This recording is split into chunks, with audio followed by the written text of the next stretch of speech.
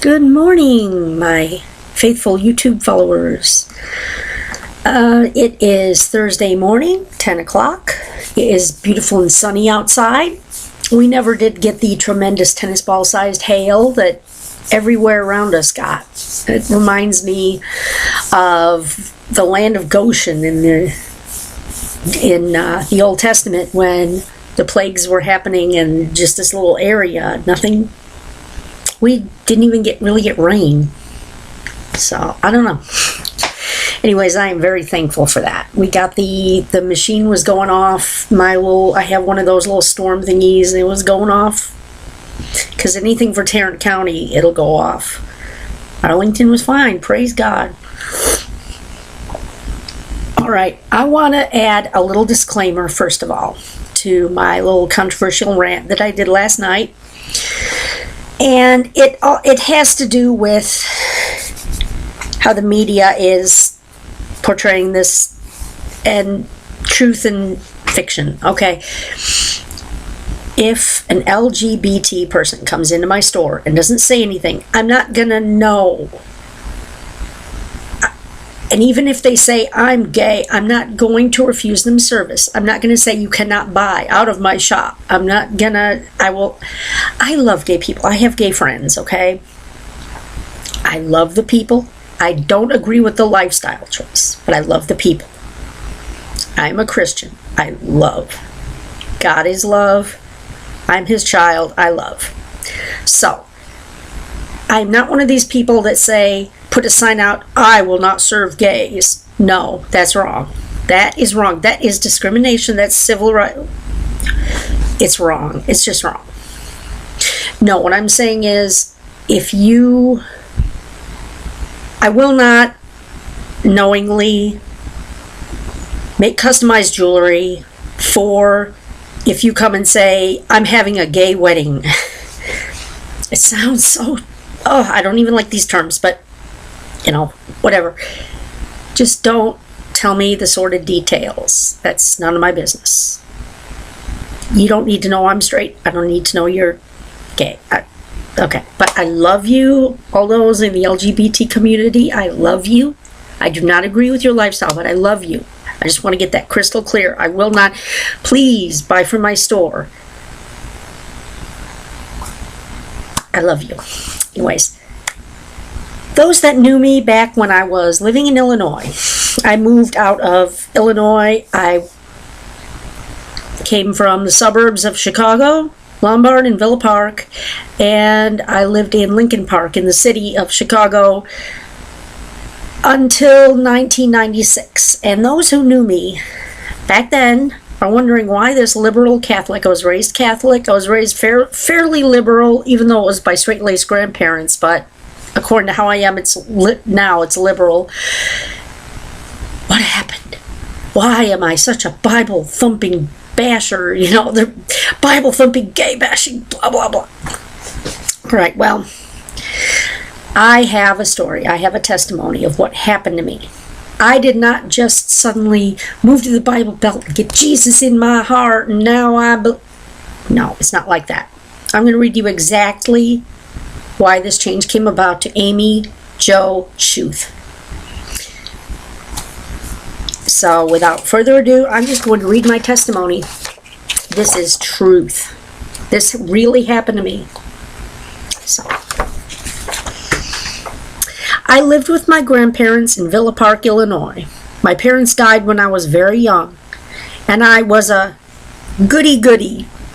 I got good grades. I wore clothes my grandparents picked out from Kmart.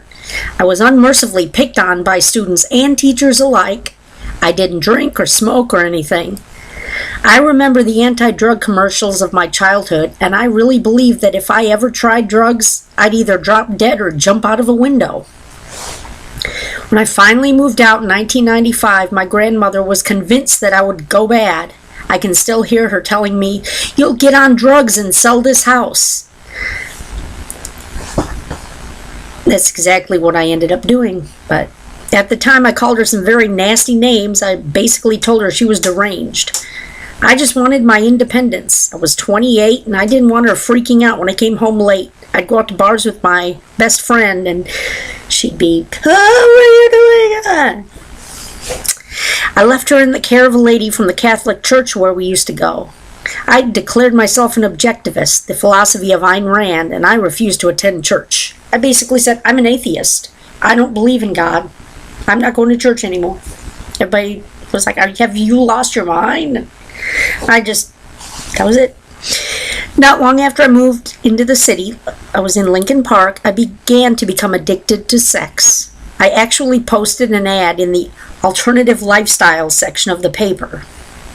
I met many men. I was lured into modeling, which got me into hardcore porn and a promiscuous lifestyle.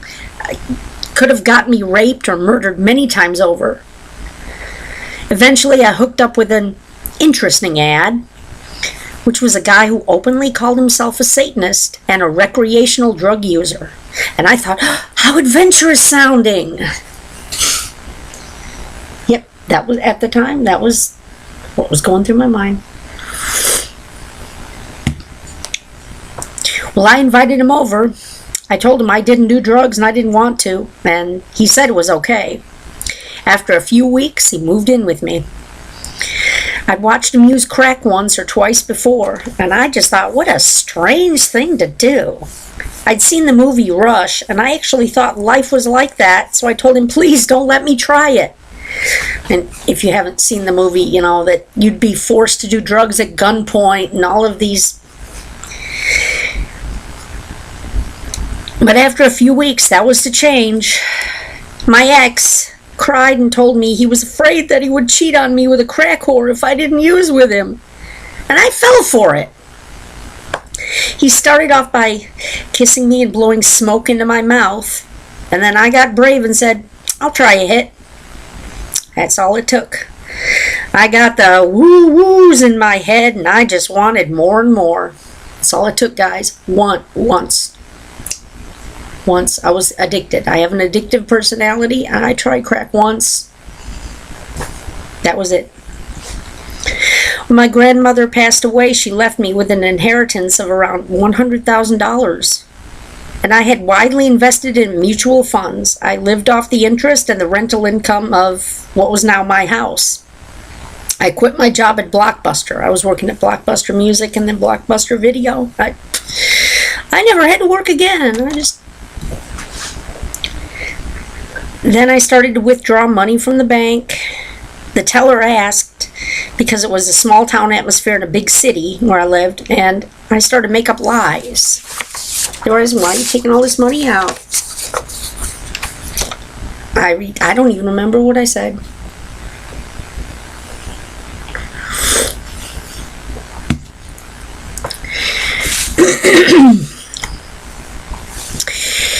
Being a native Texan, the guy I was with couldn't handle the winters in Illinois, so I had to walk several blocks to get the car from the parking garage in the snow. After a while, he told me that he wanted us to move to Texas to be near his family and friends. I had no close family. I didn't really have anybody, so I agreed. When we moved in January of 1997, it was below 60 Fahrenheit. Snow up to our knees. And when we arrived in Texas 4 days later, because his uncle kept having nervous breakdowns, he was an addict and he just broke up with his girlfriend, but we went from 60 below, it was 60. We loved it. Uncle having the nervous breakdowns hated it. So he went back to Chicago and we started moving into our new house in East Dallas.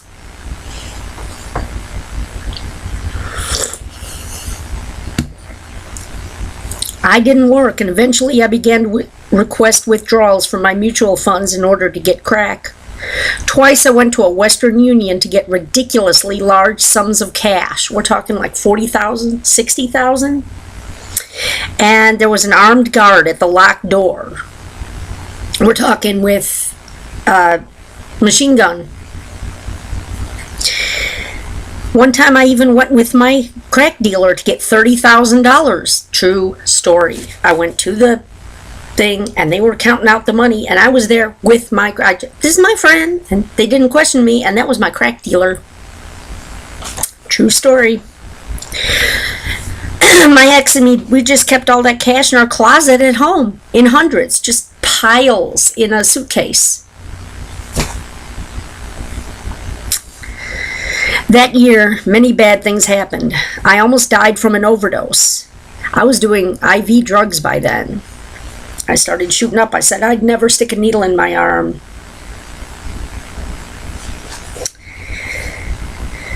And basically I did it, and 11 hours later I woke up.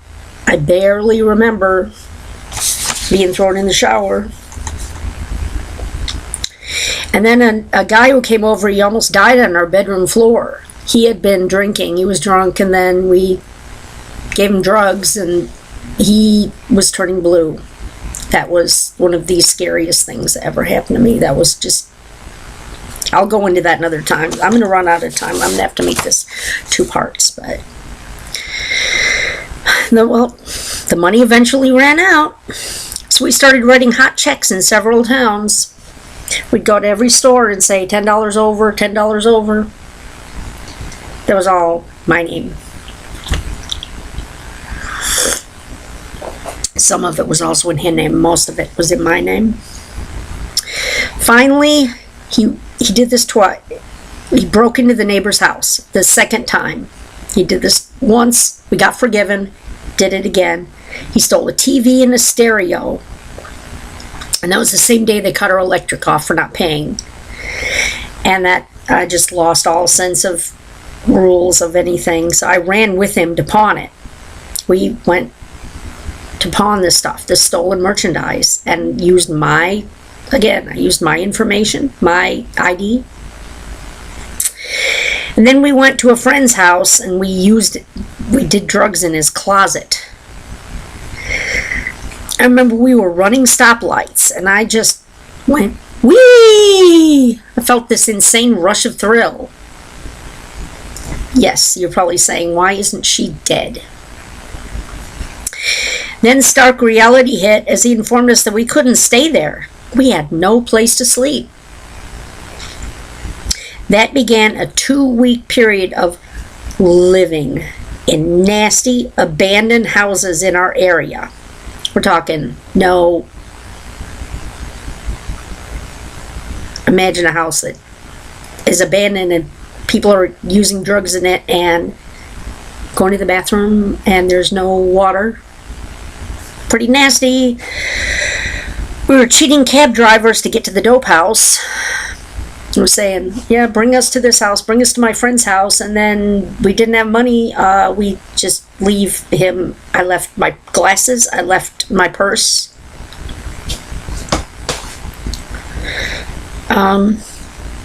I even gave one cabbie my purse. We looked forward to weekends when we could go to Deep Ellum and make a lot of money panhandling. Yep, I panhandled. My ex, he used me to gain sympathy. I was limping really bad. I had a tendonitis in my foot from walking in these blown out shoes. And people looked, oh, the poor little girl. And I didn't know it, but Chris, my husband now, saw me at that point in time. That's another story for another time. He used me to gain sympathy, so I'd walk around with a little teddy bear in my pocket looking tired and hungry. Truth. People that saw me during that time. I was limping. I had, I stunk. But I looked like a little goody girl, and I had this stuffed teddy bear in my pocket that I called Amelia. I still have that teddy bear. And people would give me money for food. For some reason, I took to telling people God bless you when they gave me change, even though I still considered myself an atheist. It just came naturally. Okay, I'm going to end this video, leave you in suspense for a few moments. I'm going to do part 2 here in a little bit, because this is a part where it gets really weird. So, stay tuned and find out what happens next. God bless.